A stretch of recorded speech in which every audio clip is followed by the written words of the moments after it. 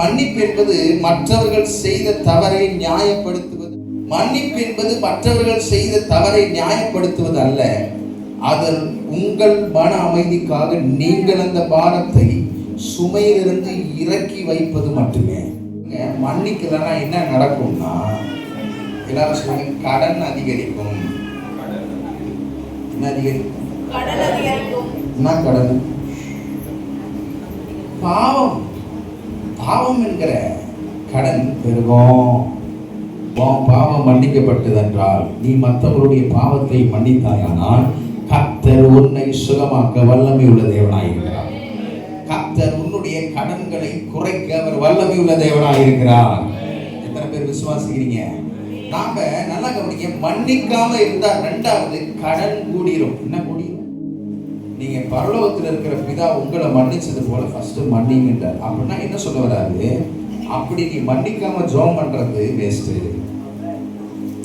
உன் பாவத்து மேல பாவத்தை சேர்த்துக் கொள்வதாக அர்த்தம். எத்தனை பேர் புரிஞ்சுது? எத்தனை முறை நாம ஜெபம் பண்றோம்? ஆராதனை வந்திருக்கிறவங்களோ ஒரு ஆமென் சொல்லுங்க. எத்தனை ஆராதனை, எத்தனை ஜெபம், எத்தனை உபவாச ஜெபம், எத்தனை வீட்டு ஜெபம், எத்தனை தனி ஜெபம், என்ன வேணாலும் ஜெபத்துக்கு பேர் வச்சுக்கோங்க. ஆண்டவர் சொல்றாரு, நீ ஜெபிக்கும் பொழுது நான் உனக்கு மன்னித்தது போல நீ மன்னிப்பாயானால். மன்னிச்சாதான் உன் ஜெபம் கேட்கும்.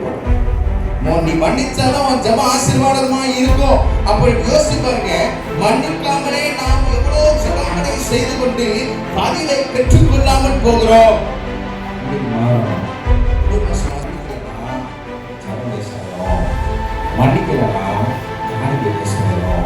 மன்னிக்கிறனா நம்ம வாழ்க்கை வேஸ்ட் ஆகும். கடைசியா ஒரே ஒரு காரியத்தை சொல்றேன்.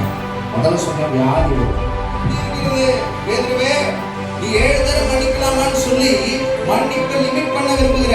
நான் உனக்கு 7 தடவை மாத்திரம் மன்னித்தால் உன்னுடைய நிலைமை என்னவாகும்? நான் 7 தடவை மாத்திரமல்ல, எண்ணிக்கை கடங்காத முறை நான் உன்னை மன்னித்தேன், மன்னிப்பேன், மன்னித்துக் கொண்டே இருக்கிறேன். அதை போல நீ உன் சகோதரனை மன்னிக்க வேண்டும். அப்படி மன்னியாதிருந்தால்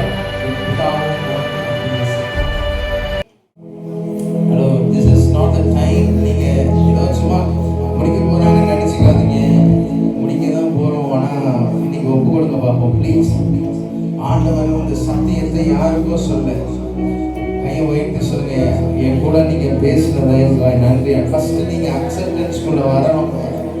யாருக்கோ ஒருத்தருக்கு ஆண்டவர் பேசியிருக்கிறாருன்னு நினைச்சீங்கன்னா இந்த ஆசீர்வாதத்துக்கு சுதந்திரவாளியா மாற முடியாது. கர்த்தர் எனக்காக பேசியிருக்கிறீங்க. ஆண்டவரே எனக்காக பேசியிருக்கிறீங்க. எனக்காக என் நண்பர்களை மன்னிக்கிறேன். சொல்லுங்க பாப்போம்.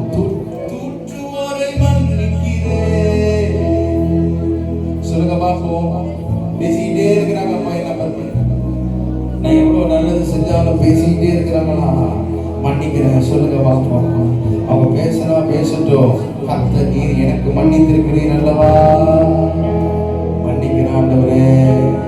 கசப்பான வேறு உனக்கு வருகிற நன்மையை தடை செஞ்சிடும். அல்லேலூயா. செபிக்கிறேன். ஆமென். கை உயர்த்துங்க. ஒருவேளை சபைக்குள்ள உங்களுக்கு விரோதங்கள் இருக்கும்னு சொன்னா இன்னைக்கு மன்னிக்கணும். வாங்கி திறந்து சொல்லுங்க பாப்போம். ஸ்தோத்திரம். சபையில யாருக்குன்னா உங்களுக்கு விரோதம் இருக்குதா? கசப்பு இருக்குதா? வைராக்கியம், மன்னிக்க முடியாம, ஒருத்தருக்கு ஒருத்தர் பேச முடியாம, ஒருத்தர் முகத்தை பார்த்துக்க முடியாம நாம் அப்படியே வாழ்றவங்களா இருக்கிறீங்களா? மன்னிங்க பார்ப்போம். ஸ்தோத்திரம். வாயை திறந்து ஆண்டவர்கிட்ட பேசுங்க. ஆண்டவரே நான் இவங்களை மன்னிக்கிறேன்னு சொல்லுங்க. ஆண்டவரே உங்களை மன்னிக்கிறேன்னு சொல்லுங்க. வாயை திறந்து சொல்லுங்க பார்ப்போம். கர்த்தர் இன்றைக்கு உனக்கு தயவு செய்வா. நன்றி நன்றி நன்றி நன்றி நன்றி. நல்ல முழங்கால் படியுங்க பார்ப்போம். முழங்கால் படியுங்க.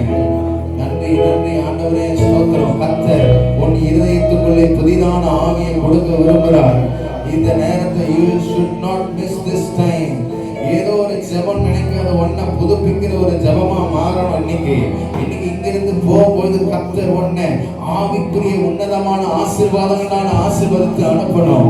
நல்ல கண்ணை மூடி ஜெபம் பண்ணுங்க பாப்போம். கொஞ்சம் வாயை திறந்து உங்க அழுவணும்னு தோணுச்சுன்னா தேவ சமூகத்தில் அழுது ஒப்பு கொடுத்து ஜெபம் பண்ணுங்க.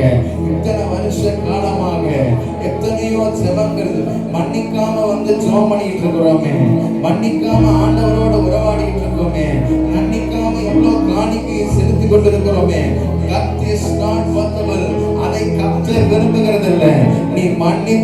கர்த்தருடைய சமூகத்துல வந்து நின்னாலே உன்னுடைய தேவைகளை கர்த்தர் அறிந்திருக்கிறார். சொல்லுங்கப்பா, சபையில யாரா மன்னிக்க முடியலையா? கசப்ப சுமந்துகிட்டே வரீங்களா? அது வந்து உங்க வாழ்க்கையில ஹெவியாவே இருக்குதா? மன்னிங்க. இன்னைக்கு மன்னிச்சிருக்க ஆண்டவர் சமூகத்துல மன்னிப்புல பெருகணும். 70 முறை மன்னிக்கணும். உங்க வாழ்க்கையில மன்னிப்பு இயேசு கிறிஸ்து சாகிற வரைக்கும் நம்மை மன்னிக்கிற தேவனாய் இருந்தார். கல்வாரி சிலுவையில ஆண்டவரே உடைய ராஜ்யத்தின் அடியானையை நினைத்தருளும் என்று சொல்லும் பொழுது பிதாவே இவர்களை மன்னிக்கன்னு சொல்லி ஜெபிச்சவர் அவனை மன்னிக்கிறதை நாம் பார்க்கிறோம். ஆண்டவரே ஸ்தோத்திரம், ஸ்தோத்திரம், ஸ்தோத்திரம், ஸ்தோத்திரம். நன்றி, நன்றி. ஒரு நிமிஷம் ஜெபம் பண்ணுங்க பார்ப்போம். இங்க மௌனமா இருக்கிற நேரம் அல்ல. நீங்க இன்னைக்கு ஒப்பு கொடுக்காம போனீங்கன்னா still you want to carry that, அதை மீண்டும் கொண்டு போக விரும்புறீங்கன்னு அர்த்தம். தேவ சமூகத்தில் அண்ணா தன்னுடைய இருதயத்தை ஊற்றினார். கர்த்தர் ஒரு சமாதானத்தை கொடுத்தார். நான் அப்புறம் போய் ஜெபம் பண்ணிக்கிறேன், அப்புறமா பார்த்துக்கிறேன். இல்லைங்க, இன்னைக்கு கர்த்தர் பேசும்போது நீங்க ஒப்பு கொடுக்கும் போது கர்த்தர் ஒரு மாற்றத்தை ஏற்படுத்துவார்.